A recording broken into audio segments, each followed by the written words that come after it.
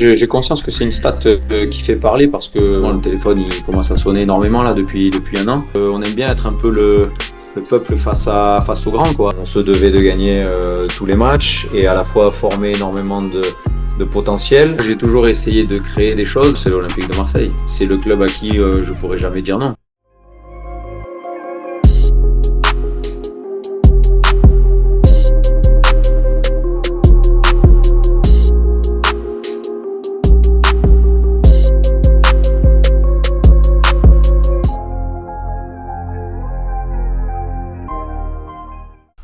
Et bonjour à toutes et à tous les amis de l'Instant N, bienvenue dans l'interview. Le format, le nom parle de lui-même et aujourd'hui nous allons commencer avec Didier Zanetti, entraîneur du FK Auda en Lettonie. Bonjour Didier, comment vous allez? On va très très bien. C'est une aventure incroyable, donc tout va bien. Ouais, c'est ça, j'imagine que vous êtes libéré, soulagé après avoir passé plusieurs tours de qualification. Là vous en êtes au 3e tour de qualification de Conference League. C'est pour ça qu'on a appelé cette interview la sensation française en Coupe d'Europe. Racontez-moi cette folie là avec ce club letton. Vous passez de tour en tour et peut-être faire la phase finale de Conference League. Oui, c'est une surprise pour tout le monde, mais on est dans une vague ici intéressante. Le football letton se porte bien. On a 2 autres clubs aussi qui performent en Europa League et en Europa League Conférence. Donc nous, on est la surprise parce qu'on est le challenger un peu du championnat ici. On n'est pas les favoris du championnat. Et après avoir gagné la coupe ici, on vient de passer le premier tour pour nous préliminaire puisqu'on était qualifié directement au 2e tour en ayant gagné la coupe nationale. Mmh. Et donc, oui, on a battu le FC Bucarest, l'ancien Steaua Bucarest, qui a gagné la Ligue des Champions. Attendez, avec un beau score quand même, hein, 3-2 et 3-2 à l'aller, 4-1 en retour, c'est bien ça? Oui, c'est ça. C'est pas mal. Beaucoup de monde parce qu'on était loin d'être favoris, parce que c'est des clubs qui sont portés par des personnes comme Georges Hagi, comme en tout cas des grands noms en Roumanie. Et oui, là-bas, on a gagné chez eux devant 14 000 spectateurs, une très belle ambiance. On a gagné 3-2 dans les dernières secondes. Et au retour, on s'attendait vraiment à avoir réveillé le monstre. Puis finalement, on a mené au score, ils ont égalisé. Et puis, sorte de match où tout ce que vous réalisez, tout ce que vous proposez se réalise plutôt. Et on finit à 4-1. Oui, donc ça, c'est incroyable. Donc, c'est une grosse surprise ici. Et oui, ça a fait parler énormément de médias dans l'Est de l'Europe. Et donc, je suis ravi de pouvoir le partager avec un média marseillais chez nous. Ouais, ça fait plaisir quand on voit ces images, regardez ces images de joie face à votre public. On voit même là votre public présent. Voilà, quand on voit ces images là, ça va, vous arrivez à passer. Quand on les coach, j'imagine qu'on voit souvent le lendemain. Mais est-ce que vous avez eu quelques jours, vous avez quand même profité quand on voit ces images là, j'imagine que ça doit vous faire, voilà quoi, ça doit vous faire plaisir. Alors oui, on a savouré le soir même, mais on a vite basculé dans le match d'après, parce que là, comme vous le voyez sur la photo, on a déjà fait le match aller contre le Dynamo Tirana en Albanie. Enfin, on les a reçus, et là, on va se déplacer en Albanie. Et c'est un club qui a gagné 18 fois le championnat, qui a gagné la coupe aussi, donc qui est encore favori face à nous. Et là, on a gagné le match aller à domicile 1-0. 1-0, ouais. Donc on va se déplacer avec un petit avantage. On va essayer de résister à la folie albanaise, mais donc oui. Très peu savouré finalement le temps d'une soirée et tout de suite on a organisé la suite. À Didier Zanetti, on va afficher voilà le bilan de carrière. Vous avez 47 ans. Vous avez 47 ans depuis hier si je me trompe pas, Didier Zanetti. Oui, c'est ça. Bon. Ça depuis hier. Ouais. Et ben voilà, Didier Zanetti, 47 ans. Donc on a votre parcours de joueur. Vous avez été milieu de terrain entre Vitrolles, Marignane, Manosque. Vous êtes passé en Belgique. Vous avez également évolué au Istres FC. Et c'est là que la bascule a été faite avec votre carrière d'entraîneur avec les U17 à Istres, Montpellier. En 17 ans aussi, l'AC Ajaccio et le club d'Émirats Arabes Unis, l'United FC à Dubaï et du coup depuis 2025 le club du FK Auba. Quand on voit cette carrière déjà et quand on voit cette fiche Didier Zanetti, vous avez fait quand même Istres, voilà, en U17 et vous basculez déjà à Montpellier. Là je reste sur votre carrière d'entraîneur pour l'instant. Quand on voit ce passage entre Istres et Montpellier, déjà, c'est que vous basculez d'un monde quand même un peu plus professionnel en tant qu'entraîneur. Vous avez été joueur, vous n'avez pas été professionnel et rapidement vous avez été entraîneur, puis la bascule à Montpellier. Oui, c'est ça. Moi, je suis un joueur amateur, joueur de N3, milieu de terrain, simple joueur de N3, tout simplement. Quel style de jeu Euh, Didier Zanetti? ben moi, j'ai toujours essayé de créer des choses et j'étais souvent capitaine de mes équipes quand je jouais en jeune et des très bons joueurs du coup à l'ES Vitrolles et qui eux avaient plus de talent que moi, mais j'étais souvent le lien avec le coach, le milieu de terrain qui pensait à diriger un peu l'équipe, déjà peut-être un peu entraîneur.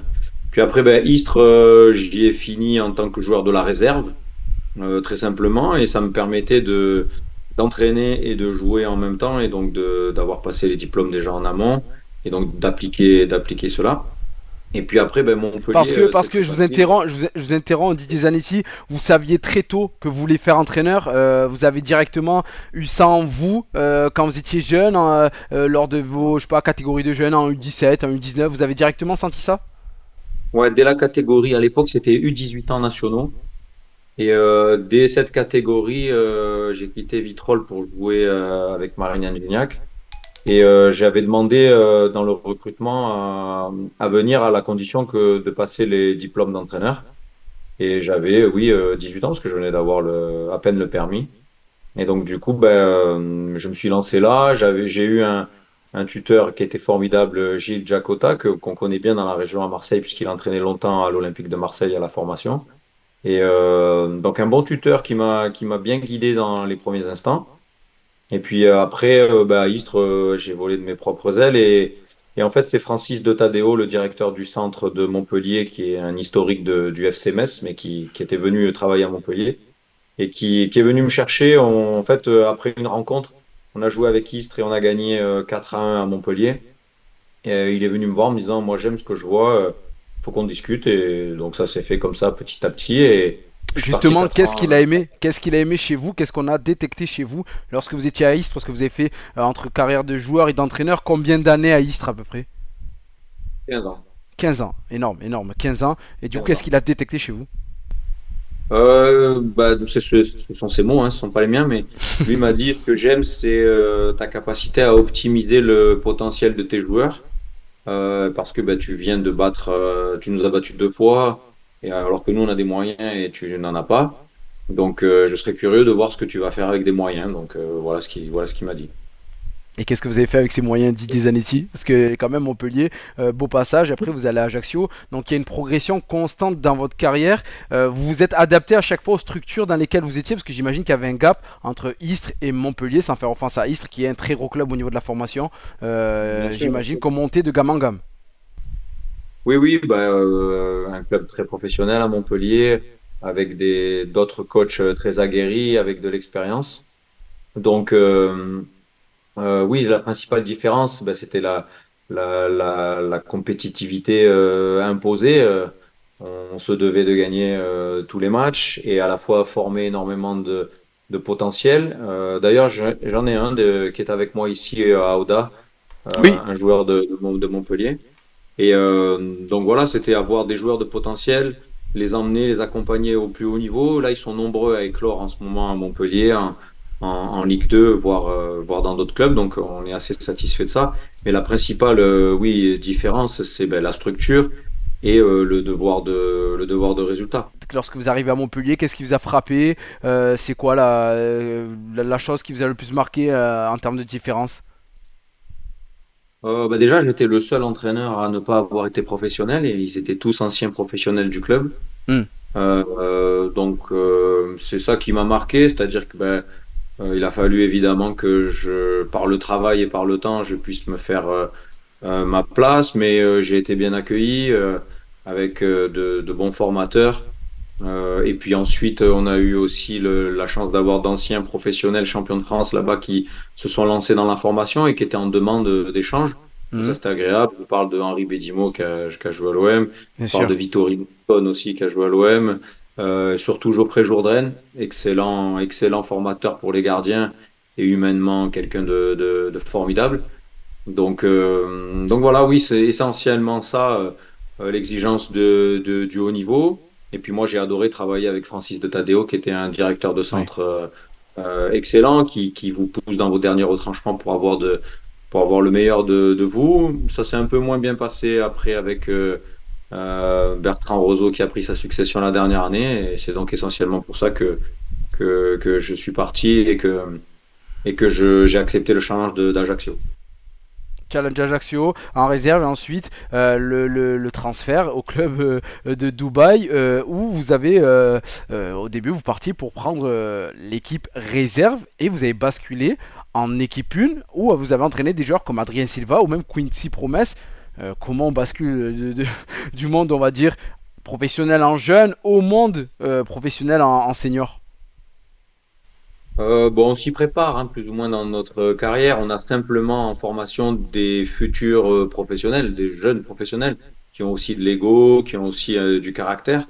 Bon, moi, je me suis simplement appliqué à faire ce que je savais faire et ce que j'avais appris et je me suis quasiment pas adapté finalement, hein, parce que là, on a cité des professionnels hors normes, des personnes qui ont gagné l'Euro, qui ont joué la Ligue des Champions Hmm. qui sont vraiment au top. Et donc, on s'attend peut-être à ce que ce soit plus difficile à les gérer. Et en fait, c'est les joueurs les plus faciles à gérer parce qu'eux, ils ont réellement un niveau incroyable. Et donc, ils sont capables d'exécuter exactement tout ce qu'on demande. À partir du moment où ils adhèrent à votre discours et à votre projet de jeu, c'est assez facile de les gérer. C'était un vrai plaisir de les gérer. Donc, basculer là-bas en prenant l'équipe 1 très tôt, au bout de 2 mois, on a pris l'équipe 1 en tout en développant l'académie là-bas et les jeunes joueurs. C'était assez facile parce que justement le niveau était très haut. Justement, vous avez parlé de projet de jeu. Comment jouent les équipes de Didier Zanetti? J'imagine qu'il y a de l'évolution, mais c'est quoi, vous, votre vision du jeu au-delà de ce que vous faites aujourd'hui au FK Ouda, par exemple? Voilà, qu'est-ce qui a bien fonctionné dans ce club du FC Dubaï? Voilà, qu'est-ce qui a bien fonctionné dans le jeu? Voilà, quel est votre projet de jeu? Moi, j'ai été beaucoup inspiré par l'Ajax et Cruyff, donc en fait, c'est les mêmes idées que Guardiola, que bon, à Marseille, on va pas aimer que je dise ça, mais tout le monde reconnaît quand même que ce que propose Luis Enrique dans le club de la capitale, c'est remarquable, en tout cas au niveau du jeu. Bien Et sûr. donc oui, c'est pour ces principes-là, c'est un football proactif, très offensif, où on est sur un pressing très haut et sur l'ensemble du match. Voilà, c'est des principes, on va dire, qui sont dominants. Et aussi bah, parce que j'ai grandi à Marseille et que j'avais la chance d'aller au Vélodrome et voir une équipe qui était dominante.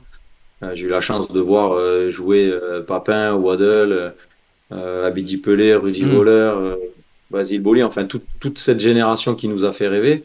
Et donc moi j'allais au stade que pour voir des victoires et c'était une équipe qui était hyper dominante. Donc je ne conçois le foot que comme cela, même si parfois on n'est pas les favoris, mais j'aime bien regarder l'adversaire les yeux dans les yeux et proposer quelque chose de risqué, d'offensif, parce que c'est dans ça que je me retrouve.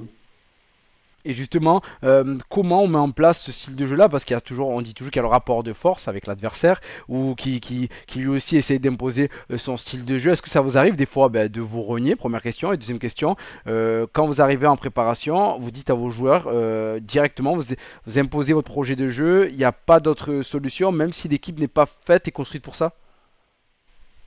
Alors oui, oui, clairement, moi je déroge pas à ma philosophie de jeu.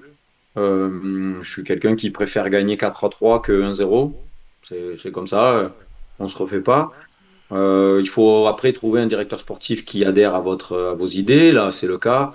Il faut pouvoir aussi parfois choisir des joueurs qui correspondent. Et c'est le cas ici. J'ai eu carte blanche, donc j'ai pu remanier l'effectif. Mais à Dubaï, par exemple, j'avais pas choisi les joueurs. Et les joueurs ont tout de suite adhéré parce que, ben, évidemment, les joueurs préfèrent avoir le ballon, préfèrent Hmm. être dominants. Donc, c'est assez facile de les mettre en action. Après, il faut avoir de la réussite aussi parce que si les résultats suivent pas, ben, on vous remet en question. Il y a une fameuse phrase que j'entends très souvent chez nous à Marseille, arrêtons de jouer à la baballe. Ok, mais quand on génère énormément de choses, on peut faire des erreurs. Il faut simplement accepter les erreurs, les assumer et avoir du temps pour ça. Donc moi j'en ai et à Dubaï c'était ça. On a eu les résultats très vite. Donc ben, ce football proactif, a été apprécié par le propriétaire et c'est pour ça que il m'a demandé de gravir un échelon et d'aller prendre le club ici en Lettonie pour le qualifier en Coupe d'Europe et jouer la Coupe d'Europe. Donc, Parce que vous avez parlé de football proactif, vous dites que vous en sortez toujours par le jeu, vous vous relancez toujours court, c'est ça, toujours relance courte. Vous êtes toujours en 4-3-3 parce que j'ai vu votre système c'était 4-3-3 lors du dernier match. Est-ce que c'est toujours ça 4-3-3 et c'est toujours de la relance courte, c'est ça, on part toujours de derrière et on essaie de déséquilibrer avec les mouvements sur un jeu de position. Parce que vous m'avez parlé de Luis Enrique, mais Luis Enrique, j'ai l'impression que c'est un jeu de position, mais avec la volonté de vite déséquilibrer aussi l'adversaire. Vous voyez un peu la dichotomie entre c'est le ça. jeu de position et justement C'est aller ça. déséquilibrer l'adversaire rapidement. C'est ça, on oscille entre les deux, c'est-à-dire que le jeu de position nous permet d'attirer l'adversaire où on le souhaite, et quand on a l'opportunité de le déséquilibrer, on le fait. C'est un peu l'évolution qu'a apporté Luis Enrique au jeu de position, entre guillemets, classique Mhm. de Barcelone avec Guardiola, où c'était une possession et presque un jeu d'échecs jusqu'à l'entrée dans la surface. Avec Luis Enrique, il y a les deux possibilités et moi, je trouve ça, ça me correspond davantage puisque j'ai eu parfois des effectifs dans mon parcours qui n'étaient pas les favoris, les pas dominants, donc on avait cette capacité à faire déjouer l'adversaire en restant très très haut, mais aussi à utiliser l'espace à la récupération. Et là, j'arrive à avoir des joueurs qui sont en capacité d'attirer l'adversaire, notamment mon gardien de but que j'ai choisi un petit peu profil Ter Stegen, pour Mhm. que ça parle à tout le monde. C'est un joueur laiton qui a été dans l'équipe nationale ici et qui avait besoin d'être relancé. Et quand j'ai vu ce profil-là, on l'a tout de suite recruté parce que il a le niveau d'un joueur de Ligue 2, de Ligue 1 au pied. Ah ouais. Donc, ouais, ouais, c'est un très très haut niveau de jouer au pied. Donc, du coup, on attaque vraiment en 11 avec lui et on est en capacité de ressortir les ballons. Donc, c'est souvent très court pour pouvoir sortir du pressing, mais quand on a un pressing vraiment très important, ben forcément, ça libère des espaces. Donc, on est capable aussi de jouer long, non pas balancer, mais jouer long, une passe longue, et ça nous permet de créer, d'aller utiliser pardon, des espaces qui sont ouverts. Et est-ce qu'il y a une petite adaptabilité de votre part? On a parlé des grands coachs, vous avez parlé de Cruyff, vous avez parlé de Guardiola. On a senti que même par exemple un Guardiola dans sa carrière a pu changer un petit peu. Par exemple lorsqu'il vend Ederson et qu'il prend Donnarumma, un peu plus d'assurance en termes du poste de gardien, même si on va dire qu'on baisse un niveau de jeu sur le jeu au pied. Bon, même si Ederson a fait quelques erreurs. Mais voilà, est-ce qu'il y a des fois où sur un petit temps on se dit bon, allez, on va jouer un peu plus long, un peu plus haut et on va essayer de balancer un petit peu plus, ou non, c'est vraiment comme ça que vous pensez que vous allez gagner, donc vous continuez comme ça. Non, moi je dis souvent aux joueurs que je suis pas un parieur, j'aime pas parier. Moi pour moi jouer balancer, pas jouer long parce que jouer long, Oui, on peut jouer on a vu long au sol, bien voilà, on sûr. peut jouer long en étant précis donc il y a pas de souci, mais balancer un petit peu pour être sûr de pas être en danger. J'aime pas du tout parce qu'en fait on n'a aucune garantie à la réception de gagner le duel Mhm. et donc créer un duel où c'est du 50-50, je trouve que je fais pas mon travail. Mon travail, c'est de créer des rapports de force où j'ai au moins mon équipe à 60-40. Et donc, j'essaie toujours de créer des rapports de force où on a un avantage, de façon à être dominant et avoir la possession. C'est quelque chose de crucial. C'est ce qui est très satisfaisant d'ailleurs sur le dernier match contre le club albanais parce qu'ils sont venus avec ben, évidemment plus de force que nous et on a réussi à sortir 63% de possession, donc à Ouais. être dominant et 21 tirs, je crois. Donc ça c'est satisfaisant. Comment est la ferveur et comment on est quand on est à Marseille? Vous êtes né à Rognac, vous avez parcouru beaucoup d'étapes. On arrive dans ce petit village. Bon, c'est une ville maintenant en Lettonie. Voilà, c'est quoi votre vie, votre quotidien à côté du foot? Alors, mon équipe et moi, on a le centre d'entraînement à Riga, Ah, Riga, directement à la d'accord. capitale. Ouais. Donc je vis dans le centre-ville de Riga. Donc je dis souvent que c'est un mini Bruxelles, on va dire, mais c'est une ville très dynamique, qui est très belle d'ailleurs. Donc on y vit très très bien. Et le club, oui, est originaire du Kekava, mais il s'est rapproché de la capitale ben, pour des facilités de fonctionnement et d'infrastructure, tout simplement. Notre propriétaire a créé ici un centre d'entraînement de toutes pièces et donc on est à Riga. Donc les supporters et la ville de la région du Kekava se déplacent pour venir Ok. nous voir. Donc on va dire si on schématise de chez nous, c'est comme si on avait salon de Provence qui s'installait dans Marseille pour pouvoir Hmm. grandir et atteindre le haut niveau. Voilà.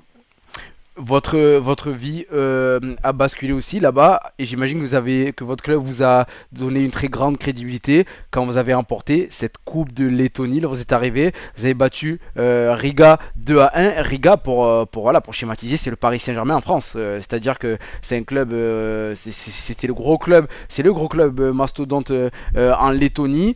C'est un exploit un exploit de malade, il faut le dire. Ouais, clairement, nous je dirais presque que notre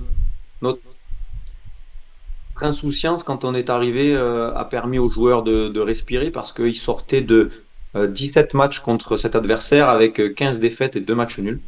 Et donc on est arrivé nous sur cette opposition en finale où on a créé la surprise et déjoué les statistiques et donc peut-être qu'il fallait venir de l'extérieur pour ne pas avoir peur de cet adversaire. Mais il y a après aussi ce côté marseillais chez moi qui fait que on aime bien être un peu le peuple face au grand quoi et capable de déjouer les pronostics. Donc ouais on a affronté le match comme ça et on a réalisé cet exploit parce que c'était vraiment un exploit parce qu'on on gagnait la Coupe nationale quand on est quelqu'un d'étranger dans un pays, ça marque Bien sûr. forcément les esprits et donc ça forcément oui ça m'a ouvert beaucoup de portes notamment dans les médias ici et, et aussi pour la suite de ma carrière d'entraîneur puisque maintenant j'ai le diplôme UEFA Pro D'accord. que j'ai pas pu obtenir en France. Donc c'est évidemment une reconnaissance dans mon métier de pouvoir avoir ce diplôme et du coup être capable de prendre tous les clubs professionnels de toute l'Europe. Donc ça c'est oui c'est une satisfaction en tant que petit vitrolé né à Rognac d'avoir franchi tous les échelons et d'être allé chercher le plus gros diplôme. Ouais. Parce que dans le palmarès en plus du FK Oda, il y avait la coupe en 2022, mais il y a eu très peu de trophées. Elle s'était montée en 2022 de D2 en D1. C'est un club qui est redescendu quelques années, qui est remonté. Et donc vous, en gagnant cette coupe, justement, ça vous permet de passer, enfin, de faire ces tours préliminaires de Conference League. Et c'est pour ça que vous en êtes là. Donc c'est un parcours incroyable. On va remettre votre fiche quand même, Didier Zanetti.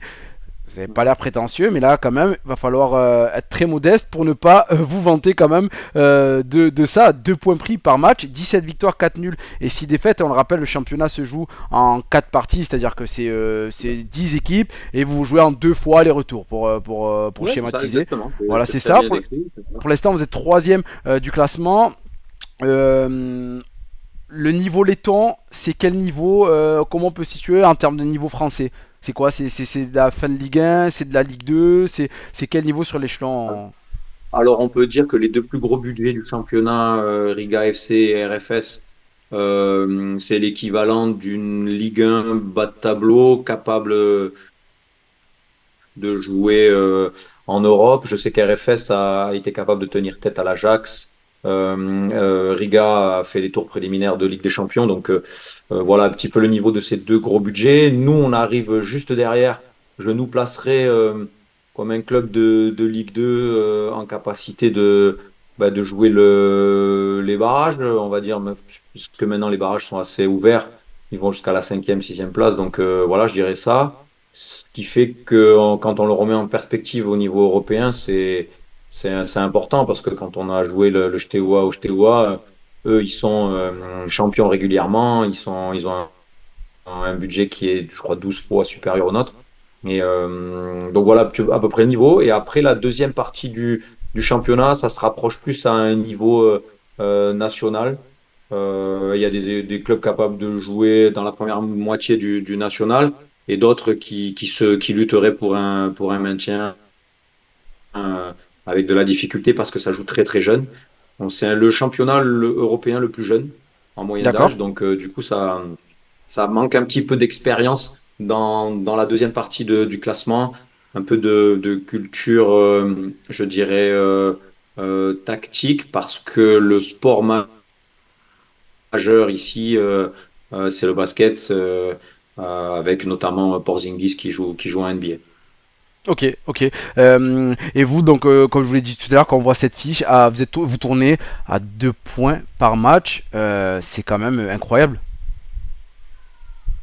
Ouais, j'ai conscience que c'est une stat qui fait parler parce que évidemment le téléphone il commence à sonner énormément là depuis un an Ah ouais? et souvent on me parle de ces stats-là. Ouais, ouais, on me parle souvent de ces stats-là. On m'explique que souvent les scouts sont à la recherche d'entraîneurs avec de nouvelles méthodes et avec des statistiques. Donc Bien sûr.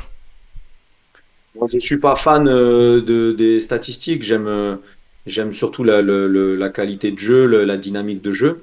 Mais il faut reconnaître qu'on est à une époque où si les statistiques ne suivent pas, on se penche pas sur votre équipe ou sur votre style de jeu. Donc oui, ces stats-là, elles sont flatteuses et bon, elles sont réelles parce qu'on a ces résultats-là. Mais oui, elles mettent un coup d'éclairage net sur notre travail. Sur votre équipe, comment se passe le recrutement? Est-ce que vous êtes en lien avec le directeur sportif du club? Est-ce que c'est vous qui faites le recrutement? Je sais que vous avez un staff qui vous est fidèle, hein. Donc vous avez Johan Lamotte avec vous et votre analyse vidéo Simon Godard. Vous êtes toujours ensemble? Oui, c'est ça. Johan qui vient des Girondins de Bordeaux et Simon qui vient du Paris FC, donc un Parisien dans le staff. Et un Bordelais. C'est bien, ça crée des débats parfois. Ça crée des débats parfois. Et on a ajouté aussi Stéphane De Filippo qui était pas très loin de chez nous à Martigues, qui s'occupe du secteur défensif. Et on a aussi Kylian Jobert que j'ai connu jeune à Istres, un jeune éducateur qui a beaucoup de talent et que j'ai emmené aussi avec moi.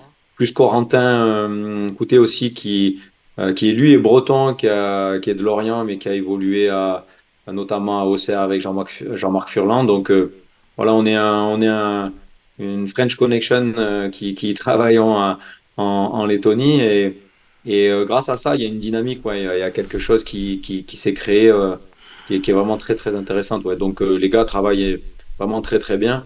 Le staff est fidèle et puis surtout ils adhèrent à ce projet de jeu. Tout le monde est convaincu de ça. Donc voilà, j'ai des pasteurs autour de moi qui prêchent la bonne parole. Voilà. Donc c'est bien, vous êtes bien entouré, Didier Zanetti. Didier Zanetti, juste, vous avez dit que votre téléphone commence à sonner. Moi, ça m'intéresse, ça. Vous le savez que ça nous intéresse. Quand vous dites qu'il commence à sonner, il vibre un peu sous la table ou ça y est, il est trop chaud, là, on peut plus l'utiliser parce qu'il y a beaucoup d'appels. C'est sur quoi? Des clubs européens, des clubs quand même de première division? Vous avez refusé des offres, j'imagine? Oui, oui, oui, on a refusé des offres qui venaient de l'ouest de l'Europe, on va dire, et oui, un peu de la France aussi, parce que bah, c'était des offres qui étaient en dessous de ce que mon propriétaire a mis en place pour nous. C'est C'était quelqu'un quoi? qui, Des clubs de Ligue 2, de Ligue 1? On avait quoi? non, pas de Ligue 1, mais des clubs de Ligue 2 sont venus au renseignement et des clubs de Ligue 3, maintenant, on peut appeler ça Ligue Ouais. 3, elle redémarre ce soir, donc Hmm. on peut l'appeler. Donc voilà, des clubs de Ligue 3 qui sont venus faire des propositions et donc on les a gentiment repoussées pour l'instant parce qu'elles ne correspondaient pas à ce qu'on attendait. D'accord. Et j'imagine que là, à l'heure actuelle, vous cherchez, enfin, vous êtes bien là-bas. Donc, s'il y a une très grosse offre, pourquoi pas. Mais là, vous êtes très bien là-bas et pas de raison de partir du FK Oda. Pour l'instant, vous êtes bien là-bas, quoi. C'est assez difficile de parler de l'avenir. Moi, j'aime bien rester fidèle avec des gens qui me font confiance. Je pense que je l'ai montré quand j'étais à Istres. Rester 15 saisons, c'est pas rien.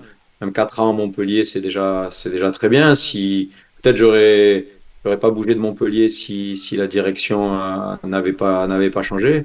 Donc non, quand je me sens bien à un endroit, je me projette sur l'avenir. Mais je sais aussi qu'en football, ça peut aller très très vite. Et puis après, on est toujours bien sûr attentif à ce qui peut se passer chez nous parce Hmm. que réaliser ce qu'on réalise ici et le réaliser chez nous, ce serait bien sûr un accomplissement. Donc, Chez nous en France, chez nous, j'imagine à Marseille, c'est un club qui vous fait rêver. Si Marseille vient demain, c'est pas de réflexion, j'imagine. de toute façon, mon directeur sportif le sait.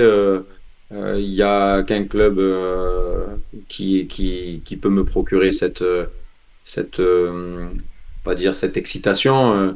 Et c'est bien sûr c'est l'Olympique de Marseille. Il est c'est le club à qui je pourrais jamais dire non. Ça c'est évident parce que ça a bercé mon enfance, ça a bercé la vie de tous mes proches à l'époque et encore toute ma famille. C'est c'est tout simplement le club de la famille, le club de notre vie. Donc évidemment que servir un jour ses couleurs et au plus haut niveau, c'est impossible pour moi de ne pas accepter, c'est évident. C'est tout ce que je vous souhaite de Didier Zanetti. Vous allez rester avec moi pour l'instant vérité. C'est la dernière pastille de l'émission. Ça va durer 1 minute. Didier Zanetti, est-ce que vous étiez un milieu de terrain qui cassait les lignes, qui mettait du rythme dans le jeu, ou vous c'était tout dans le contrôle, un peu à la Riquelme, tac tac on contrôle? C'était quel style de jeu, Didier Zanetti? On se rapprochait plus de Riquelme, oui, plus par la passe, le changement de rythme, parce que j'allais vraiment pas vite. Mais c'est bien les joueurs pour moi les joueurs lents je les trouve je trouve ça assez hallucinant, les joueurs lents qui réussissent à jouer dans des bons niveaux comme vous avez joué quand même en jeune en national, donc c'est exceptionnel d'être moi je pourrais pas être lent et voilà franchement bravo pour la carrière de Didier Zanetti. L'instant vérité là va falloir mettre du rythme, donc vous l'avez fait par la passe et là vous allez le faire avec vos réponses. C'est parti pour l'instant vérité. Je vais commencer simplement. On va pas être méchant dans l'instant vérité. Vous avez le droit à un joker, bien sûr. On est sympa comme Didier Zanetti. On va commencer avec votre joueur préféré. Mon joueur préféré, ça restera à jamais Jean-Pierre Papin. Pas mal. Votre club préféré. Évidemment l'Olympique de Marseille. On continue. L'instant vérité pour l'instant, c'est bien. Vous mettez du rythme. Votre ville préférée. C'est différent la ville. Ah, ville préférée, je dirais Aix-en-Provence, parce que ma femme est originaire d'Aix-en-Provence j'avoue que je m'y sens très bien. Ouais, mais c'est un délire, X. On en reparlera une prochaine fois dans un prochain live, X. C'est bien, mais des fois la chaleur, tout ça. Bref, on en reparlera Didier Zanetti. On se prendra un moment pour parler de la topographie d'Aix-en-Provence. C'est le joueur qui vous a le plus impressionné. Dans ma carrière, j'ai vraiment aimé côtoyer les débuts d'Olivier Giroud à Istres. À Istres. On s'est affronté très rarement, seulement 2 fois quand il était lui avec l'équipe Unéo avec la réserve.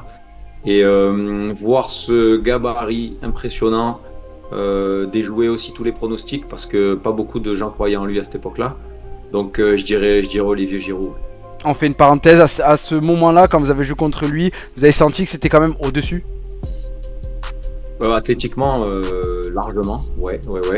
C'était vraiment très impressionnant et il a énormément travaillé techniquement. Donc, pour moi, il est un exemple incroyable à suivre pour les jeunes générations parce que il a performé à des niveaux incroyables et le palmarès est remarquable. Allez, on va accélérer et on va continuer avec le match de votre vie, le match sur le banc où vous avez dit là je suis injouable, c'est magnifique en termes de sensations. Le match de votre vie. Alors il y en a 2 que je mettrais à égalité parce qu'il y en a un qui a propulsé pas mal de choses. C'était à l'époque à Istres contre Toulouse avec les U17 où à la mi-temps on mène 3-0, on arrive à marquer même un penalty à 2 à la Johan Cruyff. Là, donc là on touchait pas terre, on survolait. On a vraiment tout réussi ce jour-là, c'était vraiment incroyable.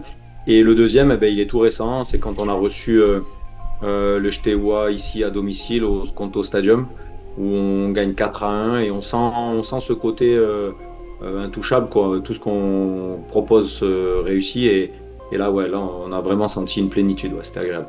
Le plus beau match que vous avez regardé à la télé? Je dirais France-Brésil 1986. J'étais petit mais je m'en souviens encore. Ouais, le niveau de jeu c'est... c'était incroyable. Le niveau technique, le ballon sortait jamais du terrain. C'était incroyable. On avait quand même des beaux techniciens en équipe de France, c'était pas mal. Ah oui. Ah oui, c'était magnifique. Platini, Gires. Petit carré là.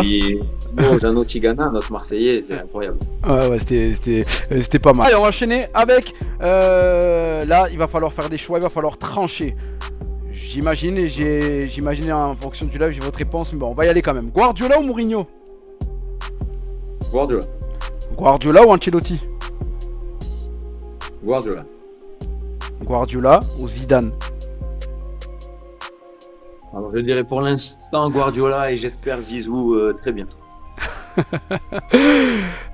Et du coup, Zidane ou Zanetti? Oh, je pense qu'on n'est pas dans la même sphère. Peut-être un jour, si les dieux du foot veulent bien m'accompagner jusque-là. Lui, il fait partie des dieux du foot, donc s'il veut bien. Mais Un grand Zidane. non, c'est ce que j'ai dit en conférence de presse ici quand il a été nommé. On m'a demandé mon avis et tout de suite, je lui ai souhaité bonne chance parce que l'histoire est magnifique et que ce serait fantastique qu'il puisse faire jouer l'équipe de France comme lui-même pratiquait ce football-là. Donc là, il va avoir carte blanche, il a tous les joueurs à disposition. Quand je dis ça, je mets pas de pression du tout. Je serai son premier supporter et en plus, il y a une petite touche marseillaise qui gère l'équipe de France. Ça me plaît beaucoup. Justement, Marseillais ou Français, Didier Zanetti? Alors, avec ça, je suis plutôt à l'aise. Évidemment, on est à Marseille, on est tous Marseillais avant d'être Français, comme nos amis Corses sont Corses avant d'être Français, et ainsi de suite. Donc, on est fiers de notre région. Mais après, oui, je suis très très fier d'être Français, et notamment depuis qu'on est à l'étranger, on se rend compte que notre pays, il est fantastique et que, alors, j'ai pas de message politique à faire passer, mais on est vraiment un très beau pays. Notre mixité, elle est incroyable, et c'est notre force parce qu'on est capable justement de s'expatrier parce que on est confronté à différentes cultures dès notre jeunesse. Moi, le premier, j'ai grandi à Vitrolles avec différentes cultures et j'ai confiance que c'est un atout incroyable maintenant dans mon parcours. Et nous, on est l'exemple parfait. C'est simplement pour ça que, essentiellement pour ça que je suis déçu qu'on n'ait pas gagné la Coupe du Monde parce que je pense qu'on aurait envoyé un signal très fort au monde entier en expliquant que notre mélange de cultures chez nous, c'est notre force. Notre vivre ensemble, quand on a décidé de se mettre tous ensemble, on est difficilement arrêtable. Donc je dirais, ouais, français, très fier. Ouais. Très fier d'être français, mais cette France-là, cette France mélangée. Et on finit par votre dicton. Est-ce que vous avez un dicton préféré que vous aimez bien répéter, dire ou qu'on vous a transmis dans votre vie? Ouais. En anglais, c'est going the distance. C'est tenir la distance, en fait. Et c'est inspiré chez moi de mon héros, en fait. C'est Rocky, tout simplement. D'accord. On connaît tous dans notre génération. Voilà. Ah, vous aimez beaucoup Rocky, ok. Non, mais... Alors, Rocky, ouais, c'est mon inspiration principale. J'aime bien ce côté challenger où personne croit en lui, et puis à la fin, c'est lui qui est là, quoi. Et il le fait avec du cœur, avec beaucoup d'envie, et il le fait jamais seul, il le fait en partageant avec beaucoup de gens, avec des belles valeurs. Donc, pour l'instant, je suis à haut niveau avec ça, avec cet esprit-là. On m'a souvent dit que c'était pas possible, que d'aller à haut niveau avec ces valeurs-là, et donc je suis heureux d'y être, et j'espère y rester le plus longtemps possible, mais ouais, tenir la distance pour accomplir plein de choses encore et puis rendre fiers les proches, quoi, voilà. Vous avez un rêve, c'est la dernière des dernières, vous avez un rêve, on va dire inavouable, que vous pouvez me dire tranquillement ici, vous êtes bien dans l'interview de l'Insta N. Alors, j'en ai pas mal. J'en ai qui ont été accomplis, être entraîneur professionnel, faire des matchs de Coupe d'Europe, gagner un titre majeur d'un pays, avoir le diplôme professionnel pour pouvoir entraîner les plus grands clubs. Donc ça, c'est déjà pas mal de rêves accomplis. Il y en a un, évidemment, c'est un jour avoir à coacher un match au Stade Vélodrome. Alors je l'espère avec les couleurs bleues et blanches, mais peut-être un jour en étant l'adversaire. Ça sera pas grave, je serai quand même heureux d'être dans ce stade. Et puis pousser les limites, surprendre et avoir une reconnaissance chez nous. Ce serait un rêve, un accomplissement, mais notamment pour la famille. Après tout, nous, on est dans notre monde et dans notre fonctionnement, mais que la famille puisse se dire il est reconnu ici aussi, ça sera super. Ouais. En tout cas, je vous le souhaite de tenir la distance et de repousser toutes les limites, comme vous l'avez dit, Didier Zanetti. Je vous souhaite bonne chance pour les tours qualificatifs en Coupe d'Europe. Donc voilà, je vais me brancher, je ne sais pas sur quelle chaîne, en tout cas pour regarder le FK Oudam. En tout cas, on va se brancher. On a envie que vous passiez des tours et que vous régalez tout simplement avec cette équipe. On espère se revoir vite. Merci beaucoup, Didier Zanetti. Avec grand plaisir, à très bientôt et merci de l'intérêt que vous nous avez porté et du petit coup d'éclairage venu de Marseille. Moi, ça me touche beaucoup Et ça me permet de saluer tout le monde chez nous. Merci à tous ceux qui m'ont soutenu aussi dans mes parcours proches de Marseille. Il y a beaucoup de gens qui ont œuvré. J'ai une petite pensée pour Kaïs Anachi aussi, qui était avec moi, mon coéquipier à Vitrolles, et qui a suivi tout le temps mon parcours et qui là a besoin d'un petit coup de motivation pour lutter un peu physiquement. Donc je sais qu'il va revenir très fort. On a hâte de le voir au bord des terrains. Donc voilà, un coucou à tout le monde proche de Marseille. Et puis ben, quand nous la saison sera terminée, je viendrai voir un petit peu des matchs. Je serai heureux de revoir un peu tout le monde. Et nous on espère aussi, pourquoi pas, venir et encore plus que vous recevoir en visio, être là physiquement pourquoi pas un petit reportage, on essaiera. En tout cas, on continuera de vous suivre. Ben, merci beaucoup pour ces mots Didier Zanetti et on se dit à la Merci. prochaine. Ciao ciao. Merci. À bientôt. Au revoir.